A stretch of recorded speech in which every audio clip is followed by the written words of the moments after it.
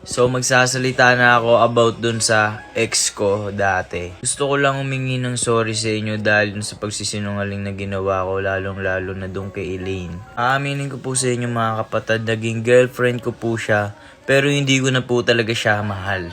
Alam nyo guys, maayos naman po talaga akong nakipag-iwalay sa kanya. Ang hindi ko lang alam na sinasabi niya na hindi pa daw po kami iwalay. Eto guys, sasabihin ko sa inyo matagal ko na po siyang kinalimutan at matagal ko na rin po siyang hindi mahal at mas lalong hindi ko na siya babalikan. Dahil ang gusto kong makasama habang buhay, walang iba kundi si Elaine. Hindi ako titigil hanggat hindi niya ako pinapatawad. Hindi ako magsasawang mangulit sa kanya, manuyo at kung ano-ano pa. Ewan ko nga sa kanya kung ba't pinipilit niya pa yung sarili niya sa akin. Si Elaine na nga yung mahal ko. Aaminin ko, dininay ko siya bilang girlfriend dati.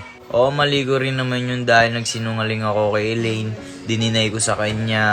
Alam mo Ella Dax, kung nagpaplano kang bawiin ako kay Elaine, pwes wag mo na ituloy, hindi mo magagawa yun. At iniisip mo na babalik pa ako sa'yo, pwes wag kang umasa dahil hindi na ako babalik sa'yo. Kaya please lang Elaine, pakinggan mo naman ako. Pakinggan mo yung side ko. Hindi totoo yung sinasabi niya na hindi pa kami iwalay. Dahil maayos akong nakipag-iwalay sa kanya at lalong maayos akong nakipag-usap sa kanya. Anong sinasabi mo Ella Dax na hindi pa tayo iwalay?